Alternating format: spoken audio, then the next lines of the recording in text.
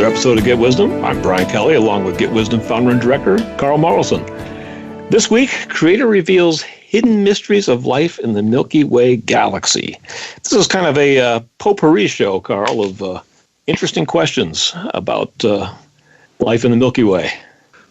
Well, in spite of all we've learned through the ages, and especially recently with our more modern technology to probe things, the astronomers making huge advances in space probes and so on, there's still much we don't know. We don't know even our own body very well and the energies it comprises and how it works beyond a kind of physical, observable level grossly. But the details that are in the very, very minute energetic makeup are really the major driving force of everything. So there's no end of strange and delightful things going on all around us and in the larger universe as well. So this is a kind of a look-see at some different ways of thinking about the galaxy we're in and some of the issues that come our way that we can learn more about in a practical sense as well. Yes, because really what we're trying to do here is, you know, with the ability to speak to Creator is ask questions that our science is not even able to begin getting the answer for, you know, to kind of ask questions about what it's like out there, you know. So this should be interesting. Well, science is always lagging, always. And Creator is always very skeptical and dismissive of scientific rationale, scientific explanations, scientific labeling, scientific diagnostics for those reasons. You know, and we're being constrained as well. And yes, we are. You know, one side of this, I finally saw an article and someone was raising the question, if we're looking for intelligent life in the universe, why are we looking for radio signals? You know, we're still stuck, you know, in the last century, technologically speaking, you know, right. and that's, there's a reason. We're being minded, we're being constrained, but I don't want to get off on the deep end yet. So there'll be time for that. You ask Creator, the Earth is full of millions of animal and plant species of all kinds. Earth has been categorized in other channeled works of questionable origin as a jewel, one of the most biologically diverse planets in the entire galaxy. Is this true? It has also been said that the average life-supporting planet only had about 200,000 species instead of millions like the Earth. Is that also true? If so, what makes the Earth so special? All right, and this is what I channeled from Creator. These are Creator's words. There is a wide variability in the nature and the quantities of life forms present on various planets throughout your galaxy and elsewhere in the universe.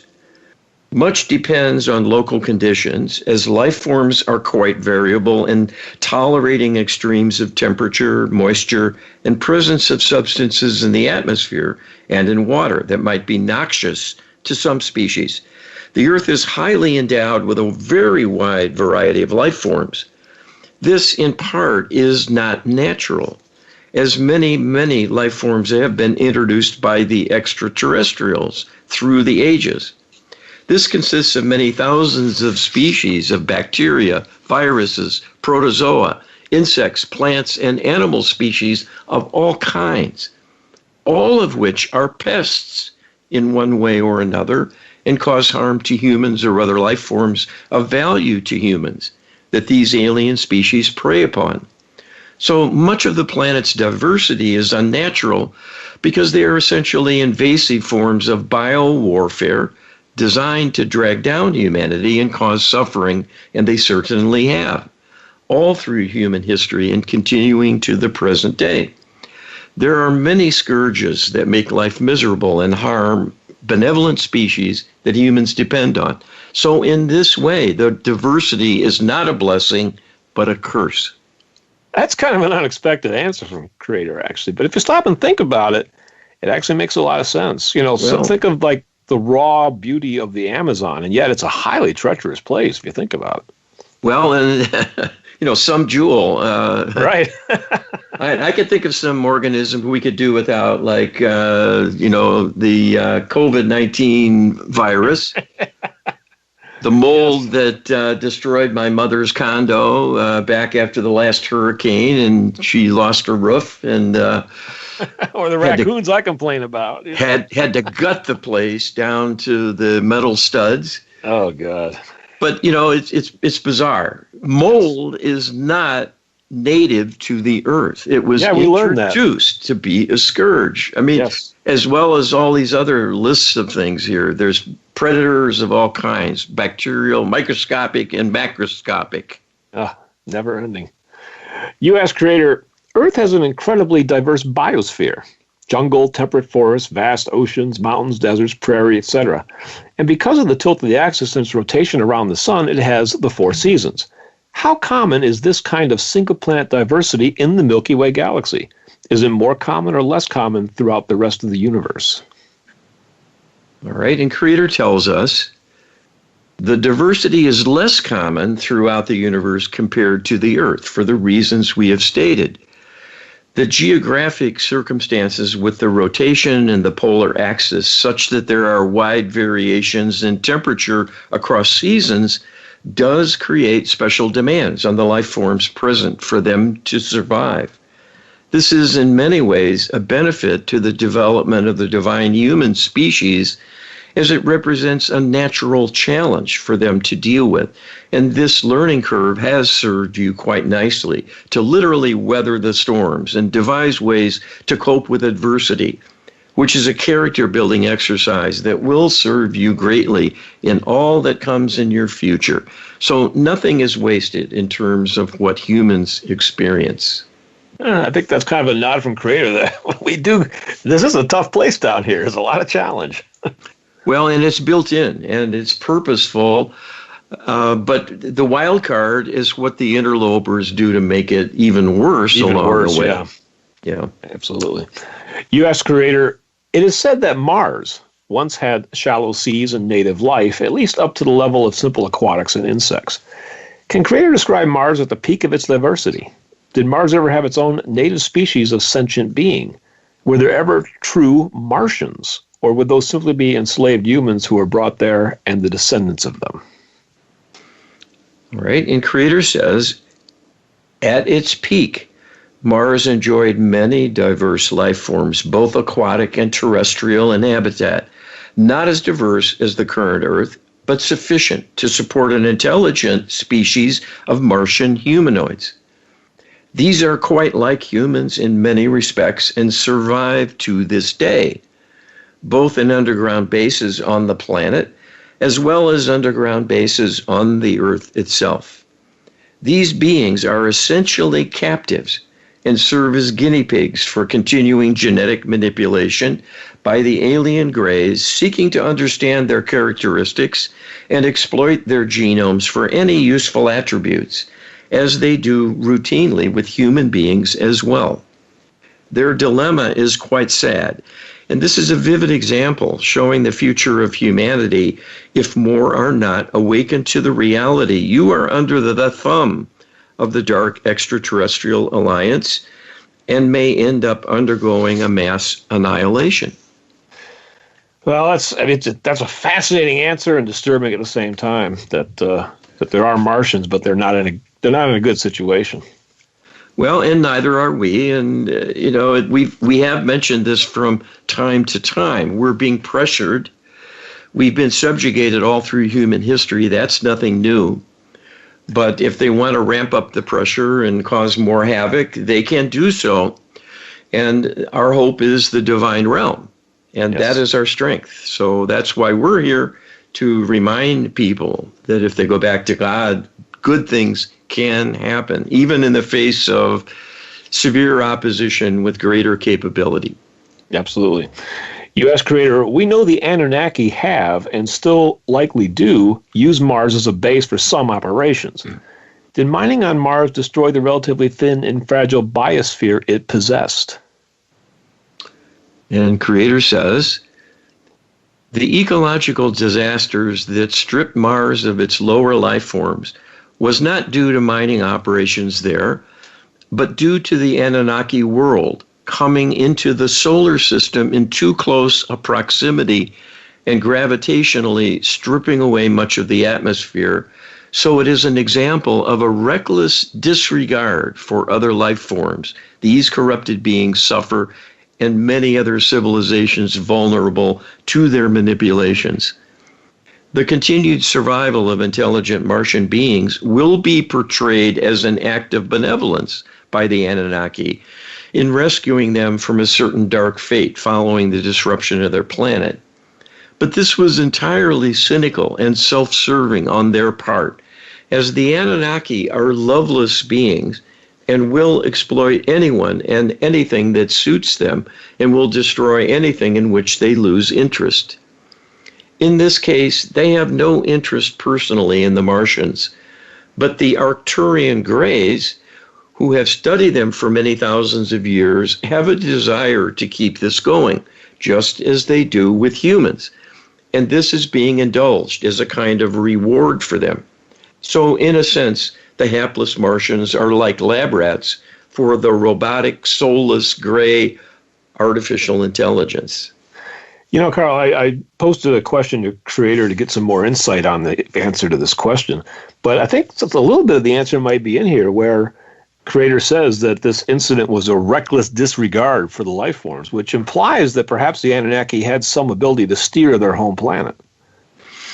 Well, I don't know the answer to that, but the consequences of what happened were certainly dire. And one would think that if there was any possibility of a rescue or an avoidance of this catastrophe, that wouldn't have happened anyway, because they don't care about harm they cause.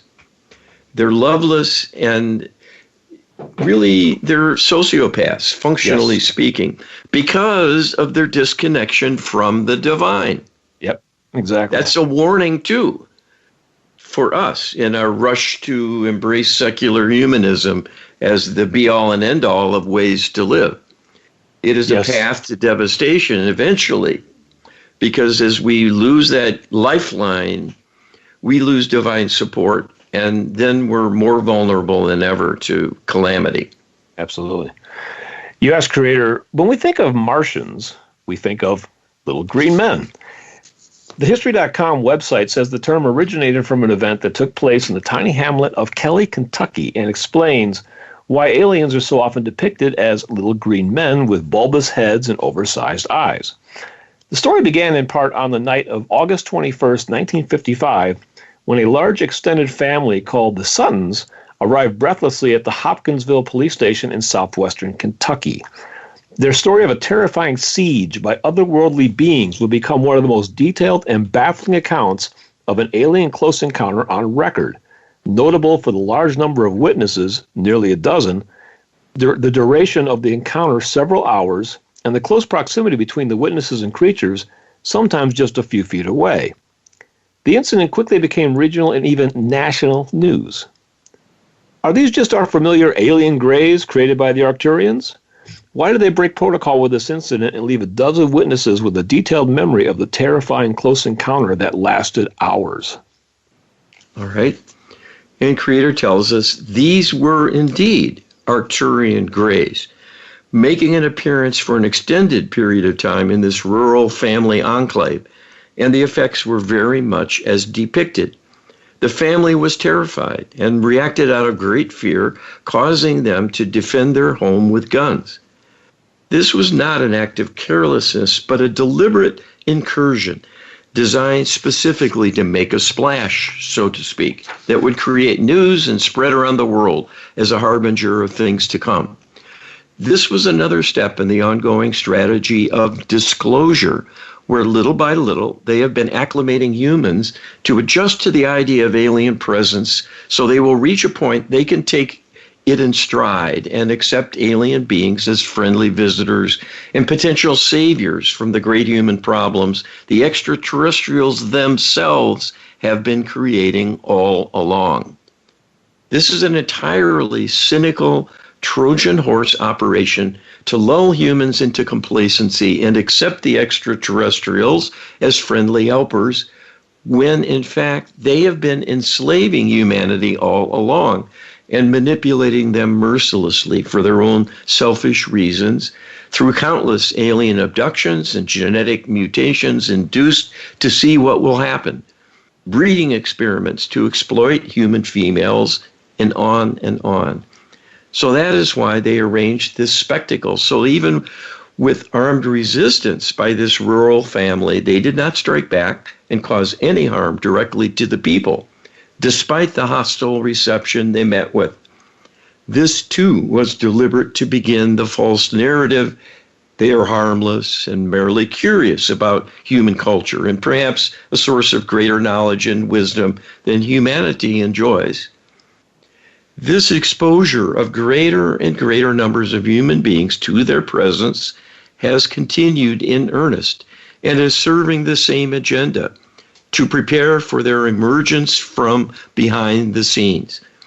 If humans accept them and their full story, it will be the undoing of humanity, because if humans line up with them, we must honor the free will of humanity to side with the darkness and will be unable to help them.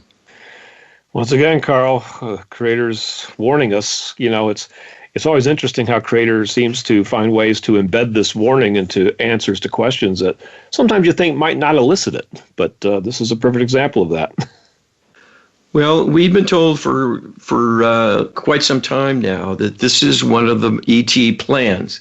They're going to come out of the closet. They're going to have a disclosure, and they're going to engender great waves of adulation through mind manipulation, and people will be swooning and in awe of their prowess, their technological capabilities, and their intelligence. And they're tall, they're Nordic, blonde, blue-eyed, beautiful-looking beings, the Arcturians. Yes. Their little grays with the big black slanted eyes are robots. They're not loving little childlike beings as Close Encounters with the Third Kind promotes in the movies. Yeah, and they're the ones researching us like lab rats and doing genetic experiments on us and altering our DNA to see what will happen. And they're wreaking havoc, and they have no morality. They're robotic. And we see that this agenda has been going on for some time. I mean, this incident took back in the 50s, and Close Encounters of the Third Kind was a 70s movie. That was quite a while ago, Carl. Well, it's a blink of an eye to them, and we'll see what's happening, I think, within a few years here. There's more and more movement towards disclosure, and they're getting humans to help with the disclosure also. Whistleblowers coming out of the government and military, talking about the ongoing program of so-called cooperation in which they're really being duped. Yes. Well, there's a lot we're learning, and you can learn more by checking us out at getwisdom.com. We have a database of creator channelings that is got over 1,000 now, so and growing with every week, we think. And there's a lot more information to come. You can join as a free participant and get access to this database where you can peruse at your leisure, and we invite you to do that wholeheartedly. Check us out at getwisdom.com. Sign up for the participant membership. It is forever free. Just enter your email address, and you're good to go. And we'll be back with more Get Wisdom right after this. Welcome back to the second segment of Get Wisdom. We are exploring mysterious happenings in the Milky Way galaxy, mysterious life mysteries in the Milky Way galaxy, Carl. And we got some more coming up. Yeah, indeed. This is kind of a roundelay of disclosures of our own. And, we were just chatting about how extraterrestrial matters keep coming up in these discussions. Even when we're not really setting out to do so, Creator will bring it up sometimes. Yes. Indeed. So when you talk about species, you're also including many extraterrestrial species of all kinds, as we pointed out. Yes, there's plenty of intelligent life in the universe, more than I think most people really appreciate, more than I appreciate it, I think. Yeah. Yes, it's ubiquitous. Yes. We'll learn more about that coming up. U.S. creator in other channel material It has been said there are actually three distinct species of sentient being capable of advanced abstract thought: humans, dolphins, and whales. Is this true? And Creator tells us this is true if you judge by human standards. There are many exquisite kinds of intelligence among the flora and fauna, but they are of a different kind and quality in many instances than human experience. So you have an innate bias that your way of thinking and perceiving is superior. We would see it as quite limited, other than your ability to imagine possibilities in a creative sense. That is indeed a higher faculty, and one that you share more greatly with the divine than other species. But it is correct that the dolphins and the whales are the closest to human in terms of intellectual firepower, so to speak. They have a complex interaction, not only through the sounds they make, which is a kind of language, but primarily through intuitive communication. And that is on a par with human non-local consciousness in being able to perceive things and arrive at knowings that are complete and understandable in a very deep sense, and not based on language at all, but more on a pictorial representation of energy. That has been sensed by humans intuitively to be the case, and the main reason humans perceive these species in particular, in addition to their behaviors, is being quite special. Indeed. You ask Creator, if so, are the telepathic abilities of the cetaceans similar to what humans once possessed? Will it require the recovery of telepathic abilities on the part of humans before advanced cognitive interaction between the three sentient Earth species can take place? And Creator tells us this is an insightful question because you're quite correct that of the three species, humans are inferior to the dolphins and the whales with regard to intuitive ability and a kind of telepathic awareness of all kinds of knowledge and information that can be obtained readily through the intuitive gateway. But that is quite impaired in human beings, so that only a small percentage of the population have a greater than average intuitive reach that sets them apart and allows them to do such things as psychic mediumship and channeling. There are psychics who can receive information from dolphins and whales both, just as happens with companion animals. One of the best ways to communicate here and now would be through divinely facilitated channeling, as your channel here can do. So he is quite able to talk with these creatures should he choose to, because he utilizes Creator's translator in this way to talk to all kinds of beings, both in the physical and in spirit form, and this can be applied to any species. Oh, this is fascinating. This reminds me of the pet psychic. Do you remember that person on cable television? Oh, Carl? yes. Oh, yes. Yeah. Yeah, lots of interesting observations there. Yeah, that could probably make a whole show out of that. Yes, and she was genuine and is genuine. Interesting. So if I had more time, I would indulge myself in this kind of exploration. It's on my list. But I'm trying to save humanity here. So what the dolphins and the whales think, is just going to have to wait, Carl. It's of interest, but I'll get to them. You'll get to them. It's coming up. But be patient, because it's going to be a while. How does the Extraterrestrial Alliance regard the cetaceans, you ask Creator? And Creator tells us because they are ruthless sociopaths and loveless beings that are disconnected almost totally from the divine realm and certainly no longer have any belief in the divine, they also do not respect life in the same way humans do, because they are loveless and do not appreciate the beauty in nature, because that is a divine perspective. And they have become quite primitive in the level of disconnection to only appreciate creature comforts and power over others as a source of gratification and amusement. They have no appreciation for the majesty of whales and the natural beauty and the exquisite creation they represent, or their intelligence. This should not be surprising, because the extraterrestrials despise human beings as far beneath them. Because humans began to navigate the seas and rely on whaling for sustenance and whale oil for lamps, they introduced killer whales as an alien species to cause trouble with the ocean's ecosystem and terrorize these wonderful creatures. This, too, is a good demonstration of their mentality. Oh, boy. It seems like we are in the cusp between trying to understand these sociopaths, but also how can possibly a being not appreciate the majesty and the beauty of everything around us?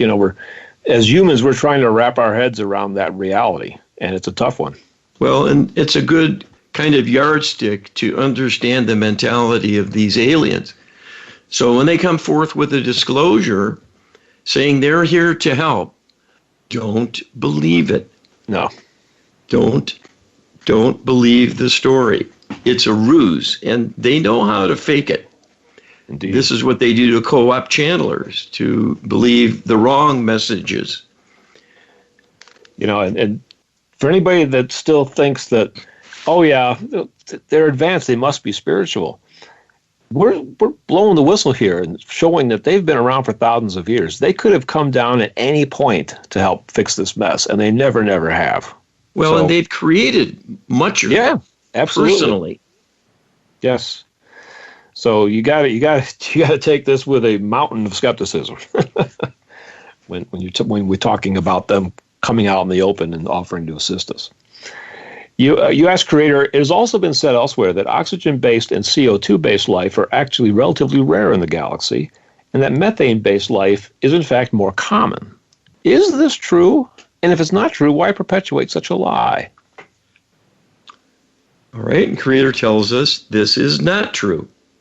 This is a deception and is meant to disguise the fact that there are great similarities among intelligent life forms throughout the galaxy.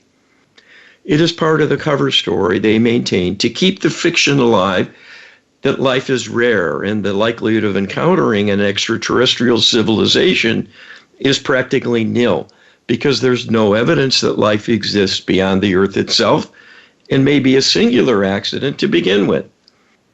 And with the great interstellar distances, practical travel from other planetary systems of distant stars would seem to be impossible based on human technological capabilities in what they can imagine doing with no means of propulsion. All of this, of course, is scientific ignorance because there are multiple life forms capable of space travel at this point far ahead of humanity in technological prowess. The Dark Extraterrestrial Alliance controlling the Earth has wanted to keep humanity in the dark all through its subjugation and suppression, almost from the very beginning of the appearance of humanity on the Earth. This kind serve the Extraterrestrial Alliance to make life on other worlds seem improbable, and that even if such life forms existed, the chemistry might be so exotic in their atmosphere and biological makeup that their worlds would be incompatible with yours. So any kind of interaction would be extremely unlikely and might be impossible because of basic incompatibilities. So this, again, is a cover story to keep people in the dark about the diversity of life forms that exist throughout the universe and not just your Milky Way galaxy alone. We've heard the phrase, Carl, that life will find a way. We've seen that in science fiction as well as in science. And it does. I mean, if you look at life on Earth, it's literally everywhere in some of the most surprising places imaginable is on top of that. So it only makes sense that life would be throughout the Milky Way and the universe in many capacities that we'd be shocked to find it in. And the fact that we've learned that our next door neighbor once teemed with life as well, at this point, shouldn't begin to surprise anybody. Well, it makes sense if you think about what does God do all day? Good question. There's this entire universe consisting of billions and billions of galaxies, trillions of planets. And we know from Creator there are trillions of life forms. Yes. So, why stop with one tiny planet kind of out in the nether regions of the galaxy, out in one of the spiral arms? Yeah. As Carl Sagan famously said, kind of a galactic backwater. And there's reasons for that, but they're not what he thought, So right. Life is special, but it's abundant. Many, many things, and done as experiments and explorations to see what will happen. Yes. It makes sense. It does. You ask Creator, the Earth has an incredible diversity of mineral resources. We know the Anunnaki mined gold because of the habitable atmosphere and relatively easy access to large quantities, which is likely rare throughout the galaxy. If so, why did Earth possess so much mineral gold, as well as other viable mineral resources? And Creator tells us the variety and diversity of mineral resources on the Earth was an intentional creation and was carefully chosen as a loving nest for the divine human specifically, and the other life forms created to be, in a sense, companions in a biological habitat humans could enjoy and gain many useful products to support their lives in terms of food, clothing, and shelter. You have seen the indigenous people have found clever ways to use animal parts like bones, hides, and fur for all sorts of uses, in addition to having a variety of nutrients through their ingestion. There were many reasons for this bounty, and in this way the Earth does represent a kind of gem because it has so many useful materials that can be recovered and utilized in all kinds of ways by employing some technological manipulations like basic chemistry. Many of the minerals were chosen to be included because of their functional utility as well as great beauty. And that is certainly the outstanding characteristic of the precious metals, in addition to their stability and other properties that make them readily usable for artistic endeavors as in jewelry. This brings a great source of satisfaction for humans as a creative outlet and other uses as well. I always kind of wondered about that, the tremendous mineral diversity on Earth, and now we have our answer. It was basically planned that way by Creator. Well, there's always more to the story. Yes, there is. The Anunnaki came here and spent a long time here looking for gold and using us as slaves to mine it for them. Yeah. And that could be part of Creator's plan as well, sort of like the bait to get them here. Speaking of Anunnaki, you asked Creator, how complete is our periodic table? How much bigger percentage-wise is the Extraterrestrial Alliance periodic table? People probably don't know what we're talking about, but, we don't have time to explain it. But the periodic table of the Anunnaki, who are the most advanced and learned of the extraterrestrials interacting with humanity, is several times larger because it involves multiple dimensions, each of which has a variety of forms of energies that create stable configurations like the physical matter you're familiar with. There are analogs of these so-called particles in other dimensions that confirm much the same kinds of behaviors, shapes, and forms, and energetic reactivity, but with higher vibrational states that make them invisible in the physical realm you inhabit. That is the major difference. There are some exotic materials that are unique to alien worlds, but there are relatively few you do not know that represent long-lived matter that can be used in a practical way for physical beings like yourselves. I think that last sentence was really the answer I was probing for with coming up with this question. I just was curious, out of all the, solid minerals that are available in the universe, how much of them do we have accessible to us? And the answer is most of them. So I think that's an interesting response. Well, we've been around long enough to see the physical limits and physical dimensions of our environment, and we're probing beyond that now. We don't know about the other dimensions other than theoretically. Mathematics support its existence. The extraterrestrials come and go among dimensions, not all of them, but some of them, and know a good deal about this, and that's reflected in that answer. So it may be a lot of gobbledygook to you, but just think about, Star Trek, beam me up, Scotty, and so on. That's going into another dimensional form to transfer instantaneously across distance as well as time. And you're going in another dimension to do that. Yes, and it's a bit of a threat to us because they use this technology to go in and out of dimensions to kidnap humans and to stay in the background. Well, they do it routinely. And this is how they can cloak their vessels. They go into another dimension, and it's instantaneous. It's invisible to us, but it still exists.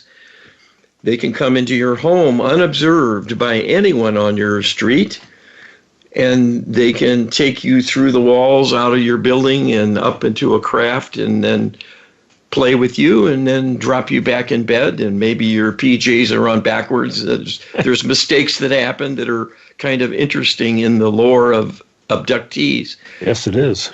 But it's well worked out. Be sure to download our prayer book to help make life easier.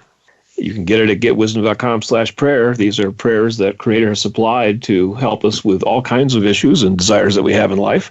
And also check out the Lightworker Healing Protocol, which you can engage a practitioner with at getwisdom.com, or you can download the ebook and learn about it in order to perhaps become a practitioner yourself. You can get that at getwisdom.com/LHP.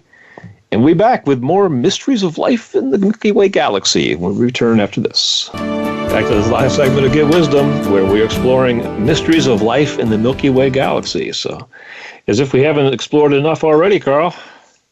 Well, there's more to learn always, so we'll just keep pushing forward. Right. U.S. Creator.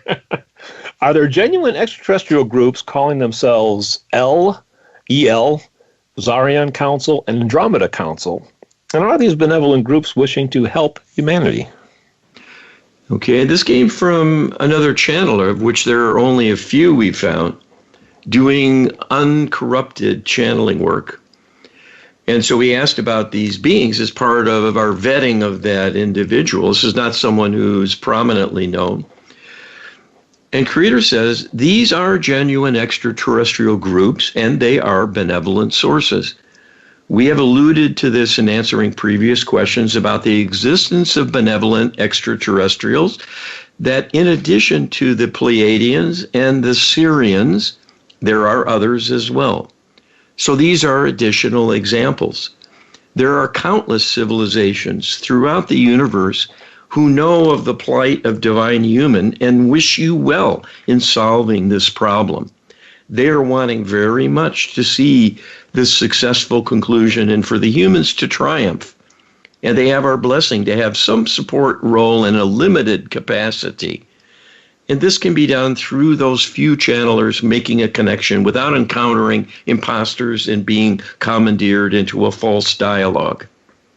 Once again, it's always interesting how Creator seems to squeeze in that message that the eyes are on us, Carl. Humans are really in the vanguard of solving the problem of evil. It's what we were created to do. And the universe has a vested interest in this experiment. Yeah. And the universe can go away if we don't succeed. Yeah. So this is no small thing. No, not at all. U.S. Creator at this time, how many physical benevolent beings and or races are living on or in close proximity to the Earth and the Moon? And Creator tells us the following. The answer here numerically is very easy to convey. It is 0. There are no physical extraterrestrial beings within your proximity who are benevolent, aside from some slaves of other cultures who happen to be here but are sequestered as prisoners, essentially. So our view is these truly do not count, because the intent of the question is to see, are there benevolent extraterrestrials who have our interests at heart and who may be of help to humanity in some way through growth, providing knowledge, insight, various technologies for our advancement and the improvement of humanity and institutions, things like free energy and better healthcare and so on. These are propaganda tools of the darkness to dangle that possibility in front of you as a would-be answer to all of humanity's ills. It is a lure and a trap, in fact, because they are wanting people to essentially surrender without a fight. But we would tell you that the barbarian is at the gates.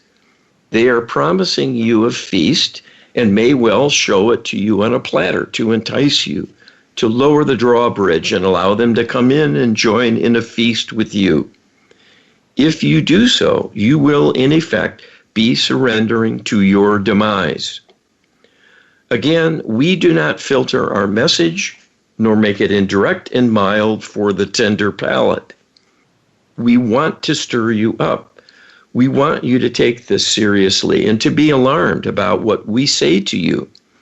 All about you are messages of great encouragement about all the divine realm is doing and all the benevolent extraterrestrials are doing to repair the energies, to have things change within Gaia, the blessings of the sun beginning to start an ascension process that raises everything up, cleanses, and brings everyone into a glorious new existence, free of worry, a place of limitless powers, leaving behind all of the negatives of karma, and on and on and on.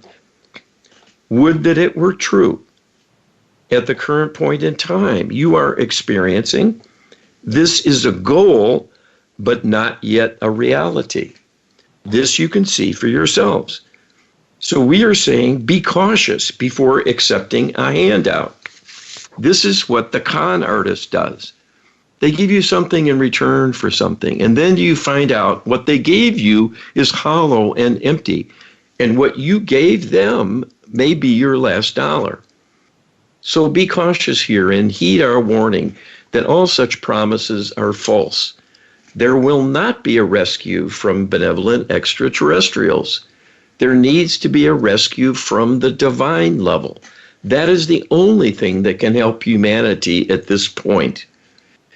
You have 4 extraterrestrial physical beings and their civilizations behind them who have already infiltrated the planet and have Earth within its control. This has gone on for thousands of years already. It is too late to fend off the interlopers. They are already here. They walk among you. They control your media. They manipulate your own thoughts to varying degrees. The manipulations and their grave effects go on and on and on. But we know this is not what you are asking. We are only providing that information as a counterpoint to the desire in your question for assistance from a high level that can stand in opposition to such an influence. So if this does not happen, where will you turn? Your technology, your level of understanding and intelligence is not great enough to counteract the power of 4 extraterrestrial civilizations with millions of years of knowledge and sophisticated development of their technologies and their understanding of you from A to Z already in place. You are far behind them in your knowledge and experience. You cannot do this on your own.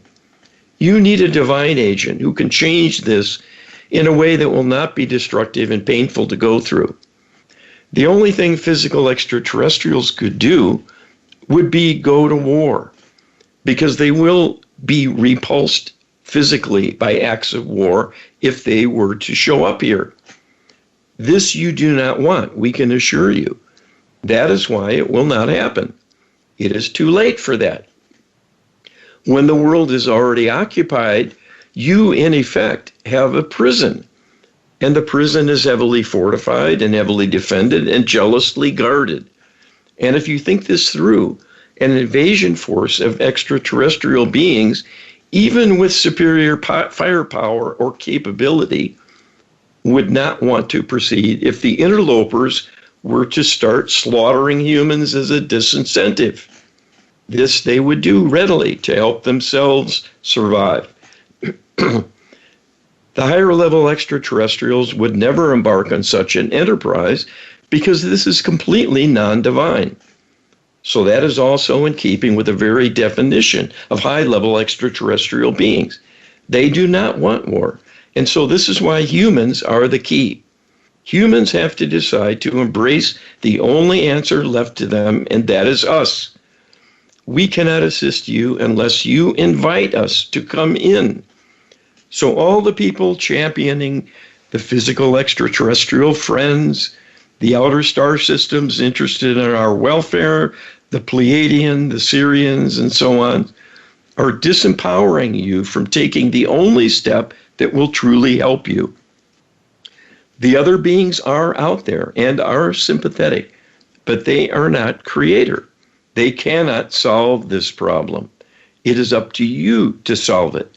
We have given you the answer and the tool. Will you use it? That is the question. So the choice is yours. This is, a lot to ingest, but a lot is being asked of us, Carl. This is, not a simple thing, but it's a definitely important thing. People think, well, gee, if they hate us so much, why don't they just come down and wipe us out in one foul swoop? That would be too easy, And they've done that in the past. We learned that already. So there's a bigger game going on here, and it behooves us to kind of figure out what's going on and to know where to turn to get the real response that we need.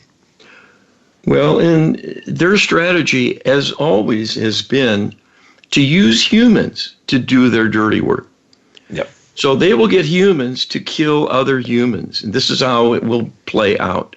Yeah, that's the task they set. That's the challenge they set for themselves. That's what makes the whole game fun for them. It's very diabolical. U.S. can creators share how the Lightworker healing protocol might be a more certain path to future interaction with our galactic family of diverse life forms than the development of technological space travel?